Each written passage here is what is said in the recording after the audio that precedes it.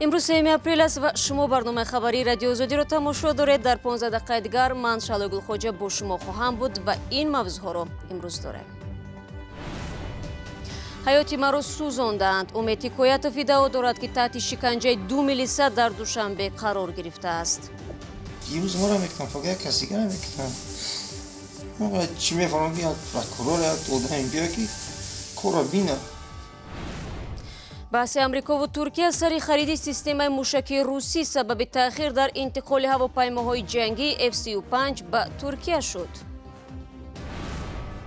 و قانون زمین در تاجیکستان بیش از همه پایمال می شود. دوستانی کل در برای باز شدن صدها پرونده جنایی مربوط به زمین حسابات داد. یک مرد 38 ساله ادعا دارد که در پی لطوکوبی شدید خادمان ملیسای دوشنبه عضوهای تناسلی او آسیب جدی دیده است. امید حکایتوف میگوید ماموران ملیسا باید برای این کارشان پاسخ بدهند. در حالی که حکایتوف دو ناظر منطقوی را به شکنجه ابدار میکند، مقامات پلیس هنوز این قضیه را شرح نمیدهند. تفصیلات بیشتر از شادمانیتی. با گفت که مانچی سیو نشد، چشمش مثلا سینیک نشد. امید حکایتوف میگوید ملیسه های دوشنبه او را شکنجه کردند، حیاتی او را سوزاندند.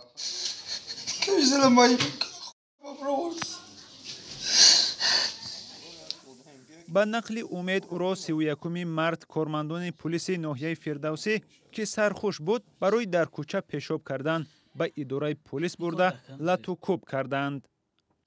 میگه ما یازنا بگو. چه گرجنش ما یازنا دارم نمیگو میزنم. اوتا داریم اگه نه اوتا رحمتی آخر میگه بگو ما رو اوتا بگو. خیلی اوتاش گفتم زد شتاقتی نگویم شتاقت. دیگه سر میدونم که نمیشه یا کتابا کمون داره ولی کتابو دو بینکه بود چقدر زنگم زد دیگه میگم فقط خواب بودم. خواب میزنن لیسنیزن خیلی گوسفند وری کشیدم. باگاش کی جای بودن باگاش. امید حکایتوف میگوید همان روز با یک دوستش آب جو نوشیده بود. بعد لطوکوب در اداره ناظر منطقوی او را به شعبه نرکولوژی و بعد آن به هوشیارخانه بردند. در هوشیارخانه به گفته حکایتوف او دیگر از جایش خسته نتوانست چون آلاتهای مردیش پورا ورم کرده بودند. به گفته او بعد این او را به بیمارخانه یاری تجلی آوردند و در اینجا یک قسم آلات تناسلش را طبیبان بریده اند. اینجا آوردنم او تا دا تو رنگین توزی پوزی کردن یا استارش لیتینان اومد من که خیلی نوشت او با قفاش چند میلیسه دیگه ما میگم خونگی رو خیلی پیژامه بیارم یا نچالیشم چی پیژامه تا ما شما میخرم ما شما نمیچکم میکنم مقصد خواب که چی که ما چی خواب کنم. مقامات پلیس دوشنبه تصدیق کردند که امید حکایتوف روز 31 مارس در حالت مستی به شعبه نرکولوژی برده شده است، اما شکنجه شدن آن را رد کردند. شادمانیتیم، مولا رجب یوسفی، آزادی دوشنبه. رو میاریم به موضوعهای دیگر. قانون زمین در تاجیکستان در سال سپری شده بیش از هر قانون دیگر پایمال شده است. یوسف رحمان دوستان کل تاجیکستان در گزارش خود به وکیلان مجلس ملی گفته است که در سال 2018 در تاجیکستان 1085 پرونده جنایی وابسته به ویران کردن قانونگذاری زمین بازگردیده است. این موضوع را همکارم عبدالله اشورف پیگیری دارد و حالا با ما در استودیو است و آماده صحبت. خب عبدالله، معلوم می شود که در تاجیکستان مسئله تقسیم پارچه های زمین بیش از همه آلوده با جنایت شده است. سلام شالو. بله، یک نظر به آمارهای پیشکش کرده یوسف رحمان دادستان کل تاجیکستان اوید به رعایت قانون کشور دایر به زمین چنین خلاصه را حاصل میکند. با اطلاع دادستان کل بر ضمن این مقدار پرونده های جنایی باز 3450 نفر دیگر به جوابگری انتظامی و ماموری کشیده شدند که همچنان در ویران کردن قانون زمین عیبدار میشوند. در نتیجه سنجش ها دایر به رعایت قانون زمین دادستان کل نزدیک به 23,000 گکتار زمین را که غیر قانونی تقسیم شده است و یا غصب گردیده است به حالت اوله برگردانیده است. برای همین آزاده رحمان رئیس دستگاه اجرایی پرزیدنت تاجیکستان چند پیش به دادستانی دستور داده است که این مسئله را جدی پیگیری بکنند. این چگونه دستور بود عبدالله؟ میتونی مفصل تر بگی؟ بله شهلا آزاده رحمان با دادستانی کل باز هم پرزور کردن نظارت اوید به خرید و فروش زمین و عموما رعایت قانون زمین در جمهوری را تاکید کرده است، چون با گفته آزاده رحمان قانون شکنی در سمت استفاده زمین هنوز رو به افزایش است. با اطلاع او در سال 2018 در جمهوری 700 قرار رئیسان شهر و ناحیه ها وابسته به زمین با اعتراض های پروکوروری یعنی دادستانی بیکار شده است. برای جلوگیری از زمین فروشی، غصب زمین و پایمال کردن قانون زمین همکنون در دادستانی کل یک ریاست علاهیده تأسیس یافت. همکنون 50 نفر دادستان ها و یا پروکورورهای ویژه محض اجرای قانون زمین را در تاجیکستان نظارت میکنند. خب عبدالله، سبب در چی است که مسئله وابسته از زمین در تاجیکستان تو رفت داغ می شود؟ در واقع شهلا زمین فروشی مقامات محلی یک مایه اساسی شکایت مردم در تاجیکستان است. هر روز این شکایت ها به گوش ها می رسد. بسیاری ها میگویند بدون پرداخت رشوه گرفتن قطعه زمین تقریبا ناممکن شده است، در حالی که مقامات از عزم قوی در مبارزه با کروپسیا حرف میزنند. ساکنان میگویند رشوه خوری و طمع‌جویی منصبداران روزگار آنها را تباه کرده است. شکایت ساکنان بیشتر از طمع‌جویی منصبداران هنگام تقسیمات زمین برای بنیاد خانه و یا کشاورزی زیاد به گوش میرسد.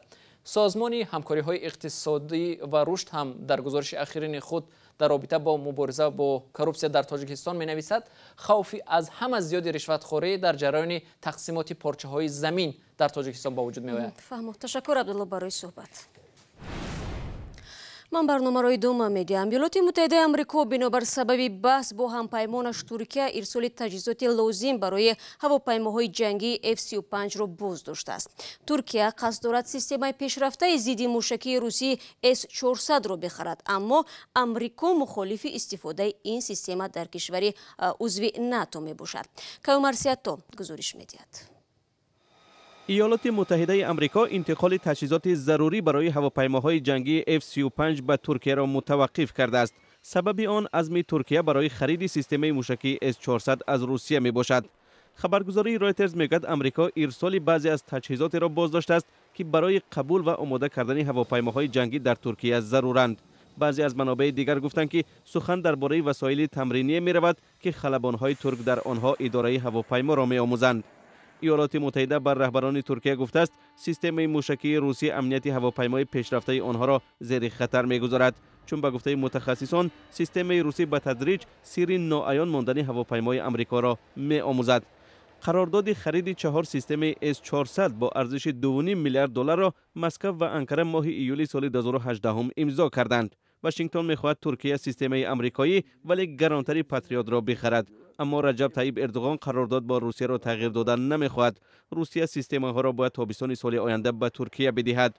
انقره 2 هواپیمای F-35 را ماه ایونی سال گذشته گرفت و عین زمان در ترکیه 800 قسم و تجهیزات لازم برای این هواپیما استحصال می شود.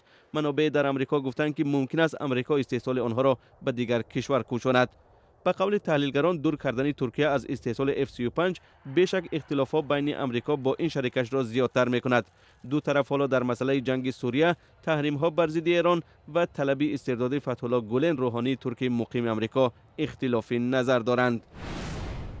برمیگردیم به تاجیکستان. در دوشنبه برای نخستین بار زنان نجات بخش از تاجیکستان و افغانستان امکان پیدا کردند که از متخصصان بریتانیایی درس بگیرند. به باور متخصصان خارجی زنان این دو کشور در قیاس با همکاران مرد خود تجربه و ملکه کمتر دارند. سببش نیز در برخورد نادرستی جنسی بوده است. همکاران ما از تلویزیون نستایش وریمیا در یکی از این درس‌های آموزشی شرکت داشتند. شیوه درستی بستن تناب و امین داشتن خود و نجات آدمان را اشتراکداران دوره آموزشی از تاجیکستان و افغانستان خوب می‌دانند. این زنان نجات بخش تجربه دیده در ده‌ها عملیات شرکت داشتند، ولی با وجود این میگویند اندوختن تجربه از همکسبان سودمند است. برای همین هر یکی آنها به درس‌ها جدی مناسبت می‌کنند. یک تعدادش نو بود، اما یک تعدادش از قبل آموخته بودیم.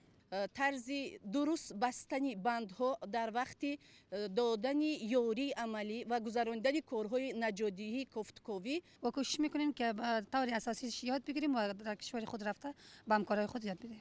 زنان در تاجیکستان و افغانستان همگی چند سال پیش به صف نجات بخشان پیوستند. متخصصان از بریتانیا میگویند بنابر جای داشتن تصورات نادرست در این کشورها زنان نجات بخش را جدی قبول نمی کنند و چنین مناسبت می تواند پیامدهای ناخوب داشته باشد. این دوره آموزشی فراگیر اطلاعات است که زنان نجات بخش امکان آموختن آن را از همکسبانشان در وطن نداشتند. سببی در اینجا حضور داشتن ما این است که زنان نجات بخش از طرف مربیان مرد معلومات کافی دریافت نمی کنند. ما برای آن آمدیم که برای آنها ملکه های ضروری را یاد دهیم.